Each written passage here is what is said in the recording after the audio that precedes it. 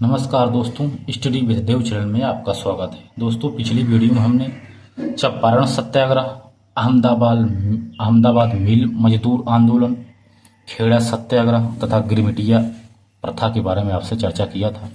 आज हम देखते हैं रौलेट एक्ट क्या है तथा रौलेट सत्याग्रह यह क्या है, यह कैसे आया, तो इसके बारे में चर्चा करते हैं आपसे। जो रौलेट एक्ट है यह 1919 का है।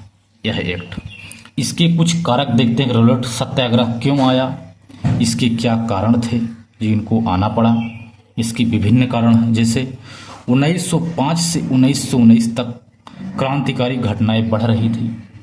बहुत सारी घटनाएं, जो क्रांतिकारी घटनाएं बढ़ रही थी। चंपारण सत्याग्रह भी हो गया था, खेड़ा, गिरमिटिया आदि, अहमदाबाद मिल मजदूर आदि। अंग्रेजों को यह लग रहा था कि अब तो क्रांतिकारी घटनाएं बढ़ रही हैं, ऐसा ना हो 1857 की क्रांति की तरह एक फिर से ज्वाला भड़क उठे। इनको डर था। यह एक कारण बनता है रौलेट एक्ट सत्याग्रह जो आता है 1919 में, इसका यह कारण बनता है कि क्रांतिकारी घटनाएं उस समय बहुत तेजी से बढ़ रही थी, इनको डर था।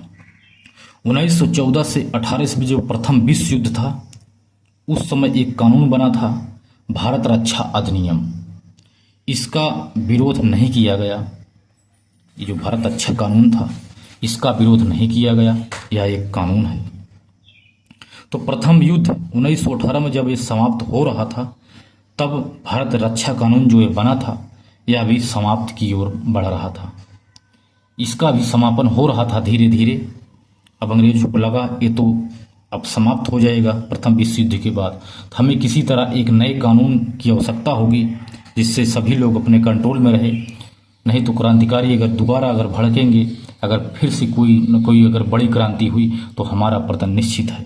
इसलिए ये लोग ऐसा करते थे। तो सर सिडनी रौलेट की अध्यक्षता में, एक सर सिडनी थे, रौलेट की अध्यक्षता में एक जांच समिति बनाई गई कि इन सबकी जांच हो, कि देश में क्रांतिकारी षड्यंत्र को पता लगाएं कि जो क्रांतिकारी घटनाएं हो रही हैं, जगह जगह षड्यंत्र रचे जा रहे हैं, इसका क्या कारण है। इसके लिए जांच समिति बनी। एक ऐसा मार्ग तलाशें जिसमें इन्हें नियंत्रित किया जा सके, अंग्रेजों का ये उद्देश्य था।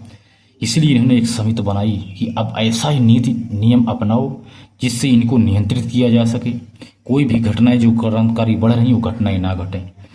जांच समिति के अध्यक्ष थे बेसिल स्कॉट, बम्बई के चीफ जस्टिस से इनको बनाया गया। बेसिल स्कॉट को, कुमार स्वामी को बनाया गया, ये मद्रास हाई कोर्ट के जस्टिस थे, न्यायाधीश थे। प्रभात चंद्र मिश्र को बनाया गया, कलकत्ता हाई कोर्ट के वकील थे। बर्ने लावर्ट को बनाया गया सदस्य, जो यूपी के बोर्ड ऑफ कंट्रोल के अध्यक्ष थे। इन लोगों को सदस्य बनाया गया इस समिति में कि आप जांच करिए और इनके षड्यंत्रों का पता लगाइए। इन्होंने अपनी रिपोर्ट में कहा कि भारत रक्षा कानून की जगह एक नया कानून लाना चाहिए। जो रक्षा कानून, भारत रक्षा कानून अधिनियम बना है, उसकी जगह एक नया कानून लाने की आवश्यकता है। फौजदारी कानून में परिवर्तन करने की आवश्यकता है ताकि घटनाओं को रोका जा सके, क्योंकि फौजदारी कानून भी बना था, उसमें भी कुछ परिवर्तन होना चाहिए ताकि घटनाओं को रोका जा सके। मार्च 1919 में रौलेट एक्ट को पारित किया जाता है। यह रौलेट एक्ट राजद्रोहात्मक कार्य की शंका होने पर कहता है किसी को भी गिरफ्तार कर लिया जाएगा। रौलेट एक्ट में यह कहा गया, किसी के प्रति अगर राजद्रोह के प्रति अगर शंका भी होगी, संख्या के आधार पर उसे गिरफ्तार कर लिया जाएगा। व्यक्ति को वकील करने का अधिकार नहीं होगा। गुप्त अदालत द्वारा फैसला होगा और 2 वर्ष की सजा होगी। इतनी कठोर इसमें नियम लागू किया गया कि कोई भी व्यक्ति एक जगह खड़ा होकर के कुछ बातचीत भी नहीं कर सकता, नहीं तो उसके शंका के आधार पर और लोग उन्हें गिरफ्तार कर लेंगे। ऐसा नियम इसमें पारित किया गया जिससे लोग चाहते थे कोई भी क्रांतिकारी घटना इससे ना घटे, कहीं भी कोई लोग इकट्ठा ना हो सकें, इससे जन मत संग्रह भी नहीं होगा, ना लोग इकट्ठा होंगे, ना कुछ घटनाएं घटेंगी, अलग अलग रहेंगे। ऐसा इसमें नियम बनाया गया। रौलेट जो सत्याग्रह है, इसमें कहा गया, इससे जो रौलेट सत्याग्रह, इससे यह निकला कि प्रथम विश्व युद्ध से करों का बोझ बढ़ गया। जब प्रथम विश्व युद्ध समाप्त होता ना, इससे बहुत सारे कर थे, इसका बोझ बढ़ गया। विश्व युद्ध से महंगाई बढ़ गई थी। भाई लौट सत्याग्रह भाई आना निश्चित था। विश्व युद्ध में भारतीय कुछ उद्योग बढ़े, लेकिन कुछ युद्ध समाप्ति पर स्थितियां पूर्ववत हो गई। कुछ बढ़े थे विश्व युद्ध में, लेकिन बाद में युद्ध समाप्त फिर वैसे हो गए। होम रूल आंदोलन हुए। मांडे की घोषणा के बाद यह समाप्त हो गया था। लोगों में इससे बहुत क्रोध था कि होम रूल आंदोलन भी बंद हो गया। ऐसा ही सत्याग्रह है कि इसमें हम वकील भी नहीं कर सकते, संख्या के आधार पर हमें गिरफ्तार कर लिया जाएगा, गुप्त अदालत द्वारा फैसला करके हमें 2 वर्ष की जेल हो जाएगी। इससे सभी के मन में क्रोध था, ज्वाला भड़क रही थी, मन में बहुत उबाल था, गुस्सा था। विश्व युद्ध के वापस आए जो सैनिकों ने समाज में एक नई विचारधारा का इससे जन्म होता है कि अब हम अपने मन से कुछ न कुछ करना चाहते हैं। लेकिन रॉलेट सत्याग्रह जो आया था, रॉलेट एक्ट जो आया था, इससे लोगों को सीमित कर दिया।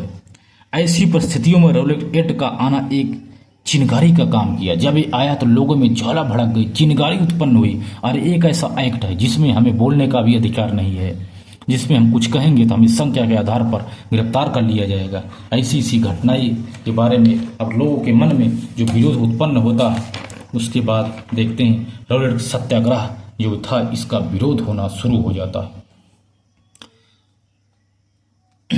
रॉलेट सत्याग्रह के विरोध 1918 ईस्वी में कांग्रेस का दिल्ली अधिवेशन होता है। उसकी अध्यक्षता पंडित मदन मोहन मालवीय करते हैं। एक्ट तो रॉलेट एक्ट तो 19 में आया था, लेकिन बना पहले था ही, 17-18 में बन गया था।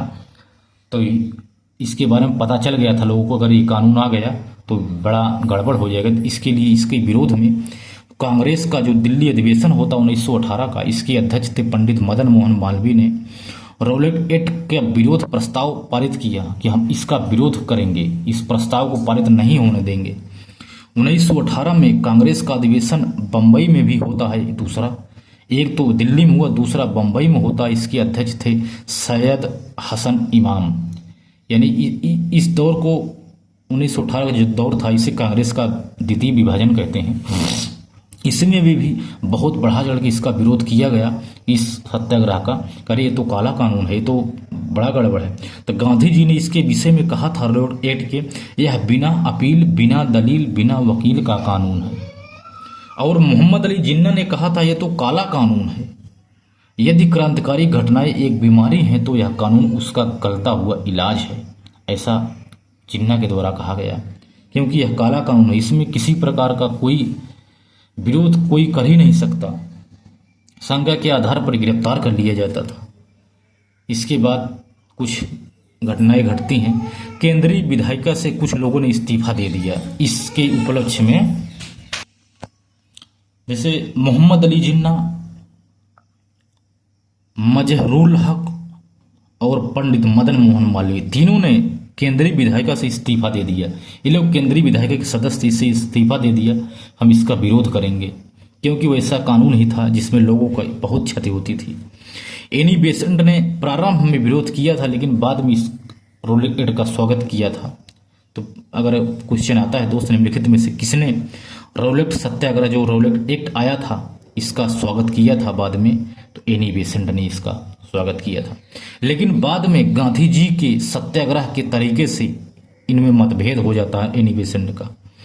तब एनी बेसेंट ने कहा, अरे गांधी जी को ये तो राजनीतिक बच्चा है, इनको राजनीति का कुछ ज्ञान नहीं है, ऐसा इन्होंने महात्मा गांधी के बारे में लिखा है, कहा है। लेकिन एनी बेसेंट ने जो या रॉलेट एक्ट है इसका विरोध अपने तरीके से करती हैं। कॉमनवेल्थ एवं न्यू इंडिया में लेख लिख करके इसका विरोध किया है अपने तरीके से। अब रॉलेट एक्ट जो था, रॉलेट सत्याग्रह में कुछ संगठन भी थे, जैसे होम रूल संगठन ने क्या काम किया। तिलक की जो था ये पूर्ण उपयोग का कार्य करता था, जो एनी बेसेंट का सीमित प्रयोग करता था। तिलक की जो होम रूल आंदोलन थे ना, ये पूर्ण उपयोगिता पर आधारित था और एनी बेसेंट का सीमित था। एक थी खिलाफत कमेटी और दूसरा था सत्याग्रह सभा। यह सत्याग्रह सभा साबरमती आश्रम में इसकी स्थापना की गई थी। यह इसमें सत्याग्रह का इसमें प्रशिक्षण देना, ऐसा इनका काम था। इसमें कोई भी सत्याग्रह होता था इसका प्रशिक्षण इसी सत्याग्रह सभा में किया जाता था।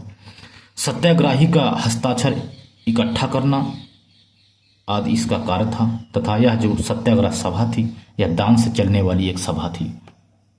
तो रॉलेट सत्याग्रह के कुछ संगठन भी हैं जिन्होंने इसका विरोध किया था।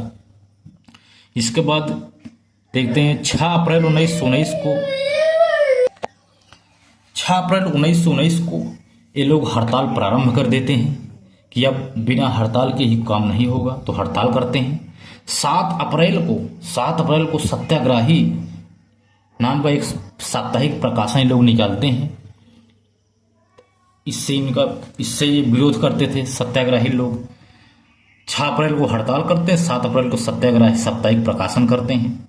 इसका विस्तार जो था ये साप्ताहिक प्रकाशन, इसका विस्तार, हड़ताल का विस्तार पंजाब, दिल्ली, गुजरात, बम्बई, सिंध, संयुक्त प्रांत, मध्य प्रांत, बिहार, मद्रास आदि, बंगाल आदि जगह इसका विस्तार फैल गया चारों तरफ। इसका जोर तोर से विरोध हुआ, हड़ताल शुरू कर दिए सभी लोग। और 13 अप्रैल 1919 को अमृतसर में जलियांवाला बाग हत्याकांड हो जाता है, हजारों लोग मारे जाते हैं। और 18 अप्रैल को गांधी जी ने सत्याग्रह स्थगित कर दिए। इसी प्रकार की घटना इससे घटती है। यह है रॉलेट एक्ट के बारे में हमने चर्चा किया। अगली वीडियो हमने जलियांवाला बाग हत्याकांड कैसे हुआ जो 13 अप्रैल को घटित होता है घटना, इसके बारे में आपसे चर्चा करेंगे। तो ये रॉलेट एक्ट था, इसकी विरोध में लोगों ने क्या क्या कार्य किया, कैसे कैसे इन्होंने इसका विरोध किया, क्योंकि यह काला कानून था, बिना अपील, बिना दलील, बिना वकील वाला कानून था।